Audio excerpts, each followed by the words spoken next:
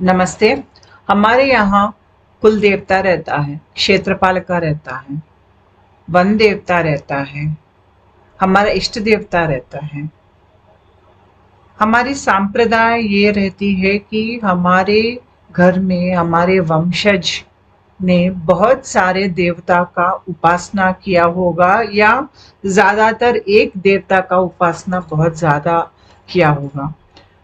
जब हम आध्यात्मिक रूप से हम में जागरण होता है तो ये देवता की शक्ति जो हमारे पुरखों के माध्यम से हम तक पहुंचा है, ये कैसे हमें सहायता करेगा अपने आध्यात्मिक मार्ग में, वो आज मैं बताऊंगी।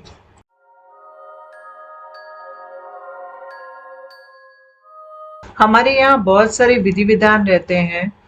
हम अपने वंश के आधार पर या हम अपने कुल के आधार पर हम अनेकों देवता की जो पूजा है वो करते हैं या साधना करते हैं। कोई लोग दीक्षा लेते हैं, जैसे कि किसी लोग का गायत्री दीक्षा रहता है, और साउथ में अयप्पा दीक्षा रहता है, भवानी दीक्षा रहती है, या कोई भी और दीक्षा रहता है। इसके अलावा हम शायद एक राष्ट्र में या एक स्थान पे एक देवी या देवता का ज्यादा उपासना चलता है। जैसे कि अगर आप महाराष्ट्र की तरफ जाएंगे तो वहां पे गणपति बप्पा का बहुत ही ज्यादा वहां पे पूजा होता है। ये भारतवर्ष में ऐसा ही होता है कि आदमी जहाँ पैदा होता है उस वंश के हिसाब से, उस क्षेत्र के हिसाब से कुछ देवी देवताओं का उपासना ज्यादा होता है। इसके अलावा हमारे यहाँ ग्राम देवता भी रहता है, भैरव और भैरवी के रूप में। अगर हमें एक उदाहरण चाहिए तो सोचिए कि एक घर में एक देवता की उपासना हो रही है, शायद वो भैरव होंगे या भैरवी का रूप होता होगा। तो जब ये साधना या दीक्षा या जो पूजा पद्धति बहुत जनरेशन्स चलती है फैमिली में, तो वहां पे क्या होता है कि वो कुटुंब में जो लोग हैं उनका उस देवता के साथ एक अनुबंध जैसा वहां पे तैयार हो जाता है। जैसे कि एक जुट हो जाते हैं, एक जोड़ जोड़ हो जाती है भगवान और उस अ, वंश के जो लोग हैं उसके साथ। और जब आगे जाकर कोई उस वंश में ये पूजा पाठ छोड़ देते हैं, शायद वो नास्तिक होते होंगे या शायद कहीं दूर चले होंगे या शायद उनका बस ऐसे ही छोड़ दिया होगा, या शायद वो लोग काम करते होंगे, उनको टाइम नहीं मिलता होगा पूजा पाठ करने के लिए। तो ऐसे ही वो अपने वंश में जो देवी देवता है उनका उपासना छोड़ देते हैं। फिर क्या होता है, ऐसे जब होता है, वो देवी या देवता का शक्ति जो है अभी भी उस फैमिली के डीएनए में रहती है। हमारे डीएनए की प्रभाव हमारा सबकॉन्शियस और अनकॉन्शियस माइंड में भी रहता है। सबकॉन्शियस माइंड में इस देवी या देवता की शक्ति बहती रहेगी। अगर बीच में एक दो जनरेशन्स के लोगों ने पूजा पाठ छोड़ दिया है, फिर भी वो भगवान की शक्ति डीएनए में सबकॉन्शियस स्थायी पर रहेगी। अगर इस वंश में कोई कम स्तर का स्पंदन वाला आदमी या औरत पैदा होता है, तो ऐसे आदमी जब कम स्पंदन में रहता है, वो भगवान के साथ एक गहरी रिश्ता नहीं बना सकता है। अगर भगवान को जानना होगा अपने अंतर्दृष्टि से, अगर भगवान के साथ एक लिंक बनाना है, तो हमारा खुद की स्पंदना शक्ति या चेतना शक्ति जो है ज्यादा होना चाहिए।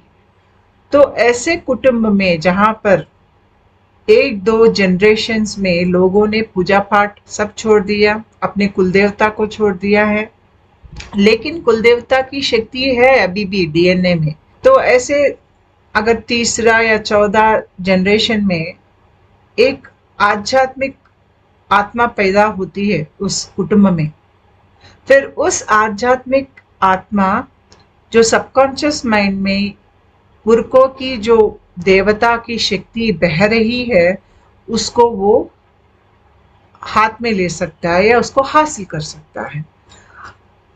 हम सब जानते हैं सरस्वती नदी को। एक जमाने में सरस्वती नदी बहुत ही ज्यादा बहती थी, लेकिन अभी कई जगह वो सूख गई है।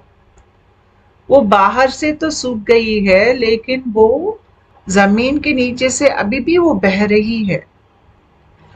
ऐसे ही जब हमारे कुटुंब में एक दो जनरेशन्स में कहीं ना कहीं भगवान के साथ संबंध टूट गया है, क्योंकि एक दो जनरेशन वालों ने भगवान के साथ जो संबंध रखना चाहिए, जो उपासना करनी चाहिए, जो कुल की देवता की जो आराधना करनी चाहिए, वो लोगों ने छोड़ दिया है।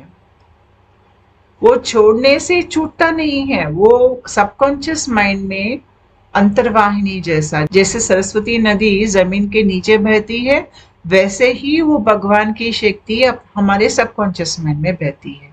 और आगे जाके शायद तीसरा या 14 जनरेशन में किसी को आध्यात्मिक जागृति हो जाती है, उनका सबकॉन्शियस माइंड खुलता है, तो वो भगवान की शक्ति इनको काम आती है, इनको मार्गदर्शन करती है, इनको रक्षण देती है, इनको ज्ञान देती है, इन पर अपने जो कृपा है इस आदमी पे वो कृपा बरसती है। हमारे पूर्वजों की जो शक्ति है, उपासना की शक्ति, उनकी दैविक शक्ति जो हमारे डीएनए में है, वो 7 पीढ़ी तक चलती है। और ये 7 पीढ़ी में अगर कोई आध्यात्मिक स्पंदना ज्यादा रहकर वो आदमी उस घर में पैदा होता है या वो औरत उस घर में पैदा होती है, तो वो साधना का जो शक्ति है इनको आसानी से मिल जाती है। आजकल बहुत सारे लोग हमारे अपने कुल देवता को छोड़कर किसी और तरीका अपनाना चाहते हैं। ये सही बात नहीं है, क्योंकि मैं एक आपको उदाहरण देती हूँ। आप सोचो आपके घर के पीछे एक कुआं है, वो कुआं में अच्छा सा ठंडा मीठा पानी है, कुआं बहुत गहरा है, और आप उस कुएं से आप पानी ले सकते हो, आपको मिलता है, बस आपको बस उसमें बकेट डाल के निकालना है। लेकिन सोचो उस घर में 5 बच्चे हैं और 5 सोचते हैं कि हम अपने खुद के कुएं अभी हम खोद लेंगे, तो पांचों लोग 5 दिशा जाकर हर कोई अपना कुआं अलग से खोदने को देख रहा है। जब तक ये आदमी या औरत कुआं खोद कर उसमें से पानी निकालेंगे, उनकी तो बहुत ही ज्यादा वक्त बर्बाद हो जाएगी। लेकिन घर के पीछे ही एक अच्छा सा कुआं ऑलरेडी है। मैं आपको ये उदाहरण इसलिए दे रही हूँ क्योंकि जो कुआं हमारे घर के पीछे है, वो अपने पुरखों की जो उनकी एफर्ट थी भगवान के साथ एक संबंध बनाने में, जो एफर्ट उन लोगों ने लगाया है, जो श्रम उन लोगों ने लगाया है, जो दीक्षा उन लोगों ने लिया है, उसका ऑलरेडी आपके पास ये कुआं तैयार है। फिर अपने आप जाके अलग से कुछ और करने की जरूरत नहीं है, पर ये अपने पूर्वजों ने हमारे लिए ये काम आसान कर दिया है। हमें बस ये आगे पहुंचाना है अगले पीढ़ियों को, ताकि जब उनमें आध्यात्मिक चिंतना आती है या आध्यात्मिक जागृत उनमें आती है, तो वो उसी कुएं से वो भी पानी निकाल के आसानी से पी सकते हैं। इसीलिए हमारे व्यवस्था में हर कुटुंब में एक कुल देवता रहता है, एक घर का देवता रहता है और हमारा इष्ट देवता रहता है। फिर वो ग्राम के लिए एक देवता रहता है। और हमारे यहाँ हमारे पूर्वज या हमारे कुटुंब में लोग यात्रा करते हैं। कुछ लोग एक जगह जाते हैं यात्रा पैदल चलकर, वो बहुत हजारों सालों से हो रहा है उनके घर में ये काम। ये इसलिए होता है जब हम किसी देवता के साथ या किसी क्षेत्र के साथ या किसी एक टेम्पल के साथ यानी मंदिर के साथ हम अपना खुद का जो एनर्जी है उस स्थान से या उस देवता से हम संबंध रखते हैं, वो संबंध हमारी डीएनए में आ जाता है। जब हम वही बात बहुत बार दोहराते हैं तो वो हमारे डीएनए में आ जाता है, और जो शक्ति हमारे डीएनए में आती है वो आसानी से अगले पीढ़ी को ट्रांसफर हो जाती है। तो जो अगले पीढ़ी में कोई अपना आध्यात्मिक मार्ग में चलना चाहते हैं आगे या चल रहे हैं, तो उनके पास एक टैंक पेट्रोल है। ये पेट्रोल क्या है? उनका पूर्वजों की जो साधना की जो फल है, जो डीएनए में है, वो पेट्रोल टैंक भरा है अगले पीढ़ी के लिए। ये लोग जल्दी पहुंच जाएंगे अपने आध्यात्मिक मार्ग में आगे, और जो उनकी जो आध्यात्मिक मनोकामनाएं हैं वो जल्दी पूरा हो जाएगा। कई घरों में देवी माँ की उपासना होती है, या भैरव भैरवी की उपासना होती है, गणेश की उपासना होती है। वैसे ही मेरे अपने घर में जो मेरी कुल की देवता है वो है सुब्रमण्येश्वर स्वामी, कार्तिकेय। तो मेरे घर के लोग बहुत ही ज्यादा पीढ़ियों से सुब्रमण्येश्वर स्वामी को मानते हैं और रोज पूछते हैं, अभी भी करते हैं। तो जब मेरा खुद का कुंडलिनी जागरण हुआ था, मुझे एक सपना आया था। मैं पूजा मंदिर के सामने बैठ के पूजा कर रही थी और उस कमरे के अंदर सुब्रमण्येश्वर स्वामी एक बाल रूप में मेरे सामने आके खड़े हो गए थे। ये तब हुआ जब कुंडलिनी जागरण में मेरा सबकॉन्शियस माइंड खुल गया था। जब मेरा सबकॉन्शियस माइंड खुल गया था तो जो मेरे पूर्वजों ने जिन जिन देवता की वो लोगों ने उपासना की है, वो शक्ति जो मेरी डीएनए में है वो जागरूक होकर मेरे सामने आकर मुझे दिख रहा है कि वो शक्ति मेरे अंदर है, और वो शक्ति मुझे रक्षण देगी, मुझे दर्शन देगी, और मेरे ऊपर अपनी कृपा बरसाएगी। और एक सपना आया था जब मेरे ऊपर ये कम स्तर के जो जीव रहते हैं, जिसे हम भूत कह सकते हैं, पिशाच कह सकते हैं, तो जब मेरी सबकॉन्शियस माइंड खुल गई थी तो मुझे ये दिखने लगे थे। उस वक्त मेरे सपने में हनुमान जी आए थे और उन्होंने मुझे कहा कि मैं उनका पूजा का सिंदूर लगाऊं रोज रात को, जो मैं अभी तक लगाती रहती हूँ हर रात को। और उन्होंने मुझे वचन दिया था कि वो मेरा रक्षा करेंगे। अगर मैं अपने पूर्वजों को देखूं तो हमारे घर में बहुत पीढ़ियों से हनुमान जी को हमारे घर के जो बच्चे हैं, यानी कि जो बॉयज है हमारे घर में, वो हनुमान जी को बहुत मानते हैं और उनका पूजा पाठ करते हैं।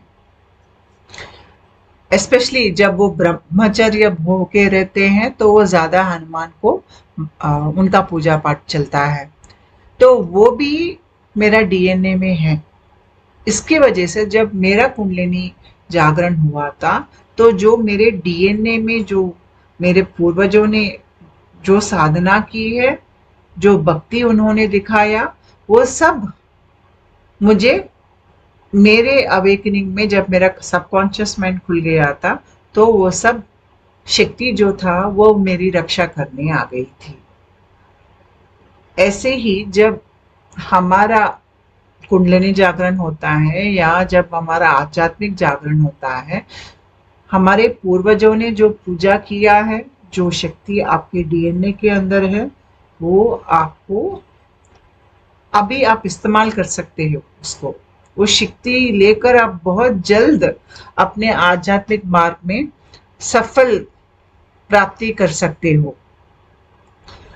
अगर आपने अपने पिछले जन्म में कुछ ऐसा उपासना किया है, फिर वो पिछले जन्म का उपासना भी आपको इस जन्म में सपने के रूप में भगवान दर्शन हो जाएगा और आपको मालूम पड़ जाएगा कि आपने कुछ दीक्षा ली थी पिछले जन्म में या कुछ देवी या देवता का आपने उपासना की है और वो देवी या देवता अभी आपको याद दिला रहे हैं कि आपने ये उपासना किया है और आपको आगे करना होगा ताकि आप मोक्ष जो आपका गोल है वहां तक आप पहुंचे। अगर किसी के घर में ऐसे कोई प्रैक्टिसेस नहीं है, लेकिन जब उनका जागरण होता है, आध्यात्मिक जागरण या कुंडलिनी जागरण, उनको भी सपने में भगवान दिखते हैं। ये इसलिए है कि वो शायद उनका पिछले जिंदगी का या पिछले जन्म का होगा या अनकॉन्शियस माइंड जो है वहां पे आपको ये भगवान का शक्ति रहता है। अनकॉन्शियस माइंड बहुत ही गहरी रहती है हमारे अंदर, वो सबकॉन्शियस माइंड से भी गहरी रहती है हमारे अंदर। तो एक अवस्था में हम वहां तक पहुंचते हैं जब हम अपने आध्यात्मिक जो उपासना है उसमें बहुत गहरी तरह से हम उसमें ऐसे सोचो कि आप डूब गए हैं भगवान के साधना में।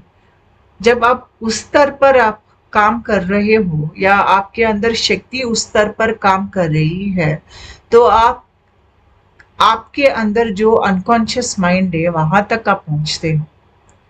जब आप अनकॉन्शियस माइंड तक पहुंचते हो तो वहां पर आपको समिष्ट मानव जाति की जो चरित्र है या समिष्ट मानव जाति की जो कर्म है वो सब वहां पे रहते हैं।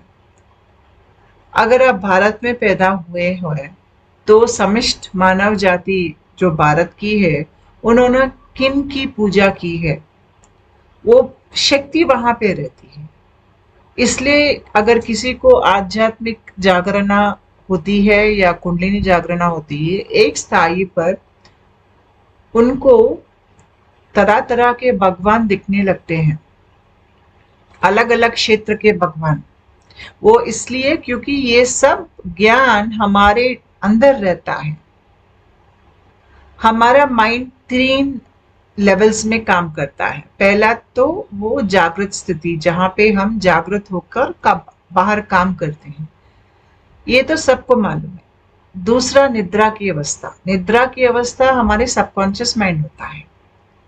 तो ये निद्रा की अवस्था में जो हम सपने देखते हैं, जो हमको कुछ चीज ऐसे मालूम हो जाता है, ये सब तब होता है जब हमारा डीएनए ये आध्यात्मिक जागरणा की ये प्रोसेस में खुलने लगता है।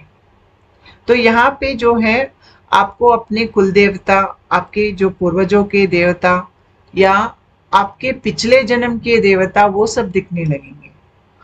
और अगर आप और गहराई में जाएंगे तो वहां पे क्या है, डीप स्लीप स्टेट, यानी कि नींद का जो स्थिति है।